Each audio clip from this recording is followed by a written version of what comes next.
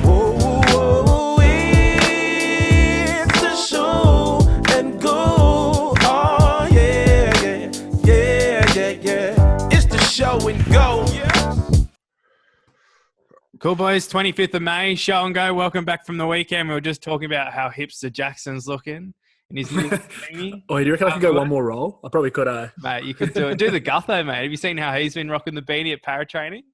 Nah, what does he do? Just the old He's scooper. just like a little yarmulke on the back. Yeah, loving it. Now, have you seen, talking about Barnacles, those boys from the Northern Beaches, have you seen the swell lately? Have you seen anything on the news, how big the waves are at the moment? No, I've been looking because I follow like Jesse Pollock lives a couple of doors down from me, and I follow him. And I've seen some of the photos he's been putting up. It looks massive, eh? Yeah, Kelly Slater's in town. He's been surfing out in Manly. I've been, Is he? Yeah, my mate sent a was, photo. Speaking of not social think distancing, everyone is just on the edge of the beach having a look at Kelly out the back surfing.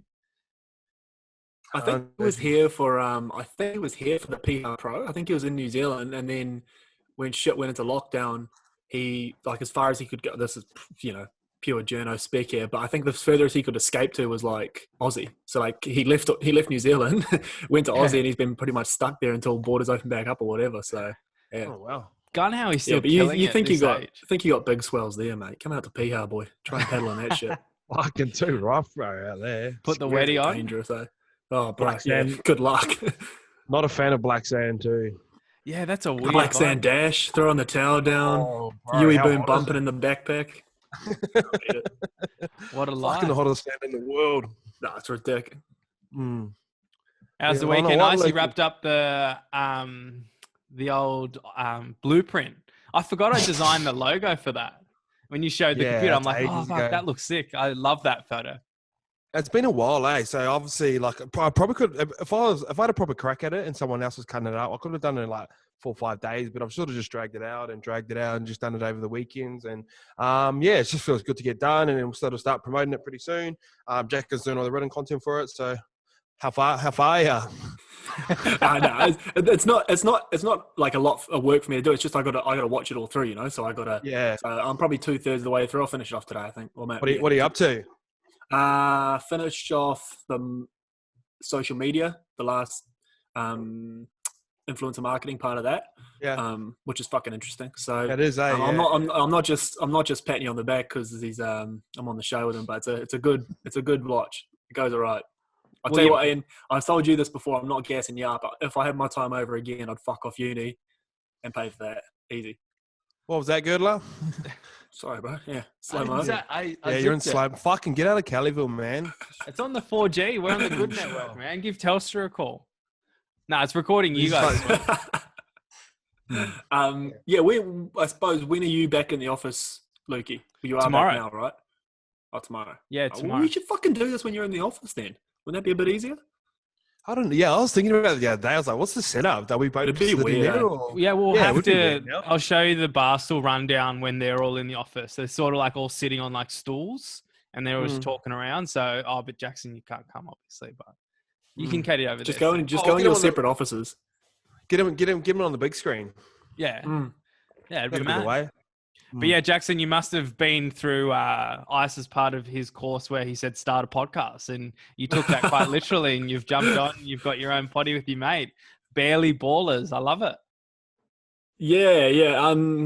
Phil, you know Phantom Creative guy? Oh, you know him, Lukey. Yeah. Phantom Creative guy. Yeah, Yeah. so he did that artwork. I should have been shouting him out. I forgot to. I cheers, could Phil, tell but it's something. straight away because the can tell his face of style. yours, it looked like he must have used that photo I took of you in the office.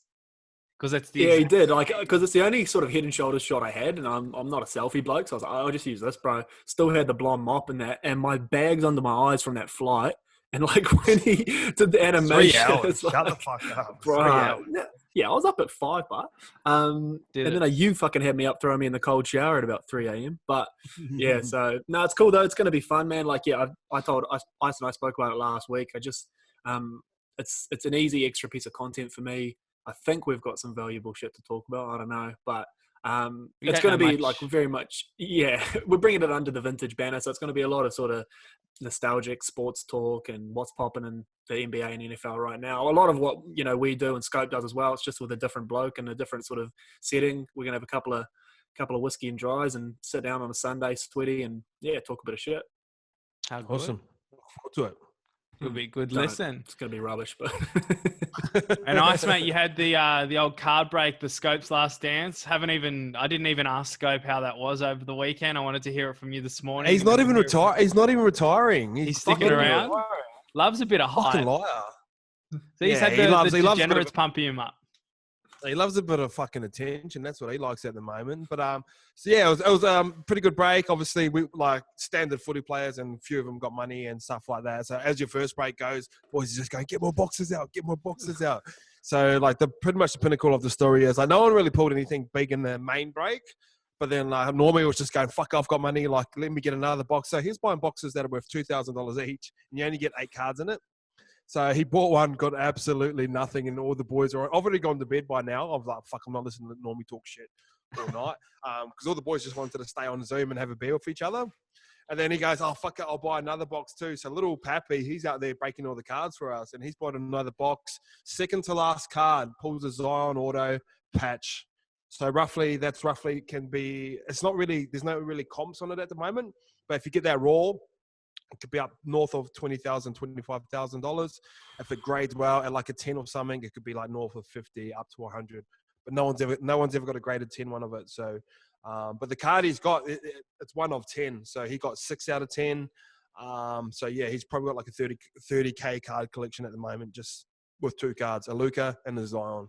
can't. And it's fucking standard NORMY. Like, just think that was way, you know what I mean? He's Rich just get richer. And saying that, he spent $4K to get it, and he was 2 cards off missing, but he got it, and yeah. He does genuinely love his hoops, like as much as we sort of talk shit about him. He does like his NBA, and he does getting around that sort of shit. So he goes, once the pokies are back open, I'm retiring from cards. But yeah, it was a good vibe, man. Like obviously all the footy boys are on there, and they're all in lockdown, so it's sort of something that they could do as well. And yeah, everyone's sort of into it. Fuck, it's just a bit of a giggle. TJ's got his tonight, yeah? Yeah, pull-up cards. They're doing breaks consistently. I think they're going to start doing breaks pretty consistently at the moment, so I'm looking forward to that. 4 Point, which is going to be Sandor, Pappy's card business. They're going to launch in Melbourne pretty soon. They've got boxes. They're building shareholders agreement. They've already signed shareholders agreements, and I've had lots of conversations with their boys behind the scenes of what like sort of a business looks like. And yeah, so they've got them 2 rolling at the moment. Scope potentially talking about doing NFL ones here because there's no one really doing NFL ones great around here because probably there's too much players in the NFL in my opinion, and like you'd have to be an NFL fan to understand like NFL players. So you'll see a lot of the card breakers go. Like where in basketball you sort of know who the player is because you only got fucking 12 on each side, so you pick them up pretty quickly. Yeah. I think we're gonna try and build a couple of different big written features on all the boys. So we'll do pull up, we'll do Shandor on that as well, and sort of do big explainers on why they got into it, how they got into it, what it's going to look like. So crack on to now that I'm off. Bit of news, boys. Bit of news. Fucking new sports writer as well. Oh yeah, that's right. Anthony Jelling. Jello. I haven't read it yet, so we shouldn't say sports writer yet. I haven't read it. Nah, he's good, bro. Have you watched any of his content?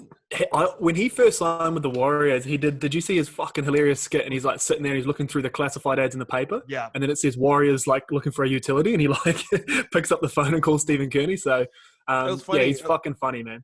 It was funny when I first had the idea of YKTR Sports, and it was before you boys were in there. He was one of the guys I was thinking of, and Charlie Gubb was the other one.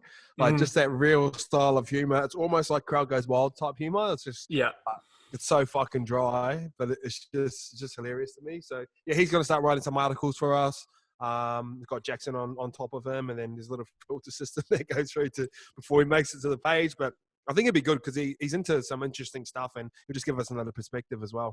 Yeah, I think it'd be cool. Like our whole, like when I first got over there last year, we kind of talked about this being a space where, like me and Lukey write, and we do all of our sort of pop culture articles and that fill it. And then it's kind of a space for guys like Justin Horrow and Anthony Gelling and these players to come in and have their voice, whether it's written audio, visual, whatever. And that's kind of what the Instagram page is now, whether Lukey's sharing TikToks or whatever. Just be a space where players can come in. So Jello's going to come in and try and do his thing. How good's that shot of him scoring the try at the Warriors? He's got in the full. He was doing like those. Remember when he scored the try at the Warriors? It was going like that. But I remember when he first ran on, he was fucking huge. I was like, who the fuck is this cunt? Reckons he can play centre? Like, he's too big, man. But you played cookies with him, or? Yeah, I'll play cookies with him. But interesting story. 2011, when all three grades went to the GF, I was playing for Vulcan, so we were the first game, and then 20s obviously second game, and then first grade. But he was in our side then. But in New South Wales Cup, then you could carry 6 players on the bench. You could only use 4, and he wasn't meant to play. He was 18th man. So and then Sione Lausi, he was playing centre for us randomly. He was actually killing it out there. But he rolled his ankle like in the 10th minute of the game. So the guy who was meant to play got cut. And Jello just come in, actually killed it, and signed for Wigan like the next week. Unreal. So he wasn't even meant to play. So then he's been over in Wigan, killed it over there. Probably got that time he charged down. Corey Parker in the World Club Challenge when he was going for a kick. He just he's a bit fucking scat, but I love him because he's a bit weird. And I've known him for 10 years now, and I think he'd be perfect for us.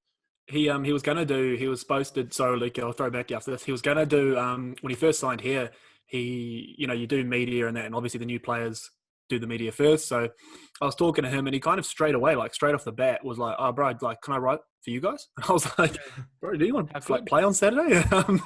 But so it never ended up eventuating. But he was going to do a column in this, Sunday Star Times. There's like Monty Beetham does it, and Peter, there's another Aussie, Darren Lockyer does it for us as well. So he wanted to do his own column, but like you said, he's a bit sort of, he's a bit out there. So it kind of didn't really fit the tone, and we were trying to figure out what it would look like, but this is going to be perfect for him. Yeah, he suits our tone. He suits our brand tone for sure. So it'll be good. We'll try and get him on the show and go. He can take one of my spots. Yeah, that'd be fun. He's good. Give him a bit of thing. He'd be good on there, I reckon. Yeah, for sure. Well, going back sort of the looping back to the Instagram page, trying to keep it a bit more YKTR on the sports page and sort of our culture and telling the stories that we generate. We had the degenerates going wild over the weekend. Scope had a bit of mail and got something. How good was the bloke in the new doozy hood? Yeah, it's been fucking bit of a giggle, eh? It's just standard. You make content, you build the profile up, and even though he's a character and he says he's building up this character, I think he's starting to half believe himself, eh? Do you know what I mean? And more than half, bro. Yeah, and even Normie says that he goes, bro, he just wants to be the Scope now. So it's just the way it works, and he's got his little following, and we're talking about doing a little capsule release for him with merch and.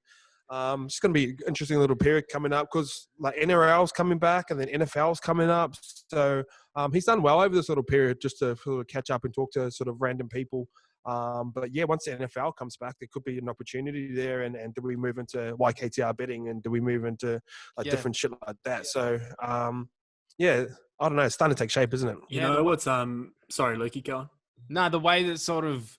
It's almost like I keep bringing it back to the Barstool model, and we started the podcast off talking about the rundown and whatnot, but that's where they've made their money. They ended up selling out to a massive Penn National, which is a casino, and that's who owns Barstool. So if we can sort of keep going down that avenue and sharing that sort of stuff and building that narrative, it doesn't always have to be filtered around the Scope, of course, but those stories and then the funny stuff, getting people involved. And if you've got your YKTR kit on, it just sort of puts the icing on the cake for it all. I love it.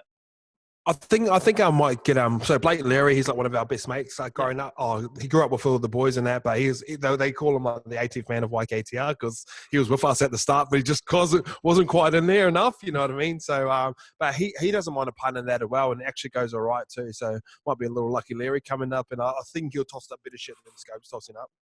Jackson Jackpot, Ice is inside. Yeah. Yeah.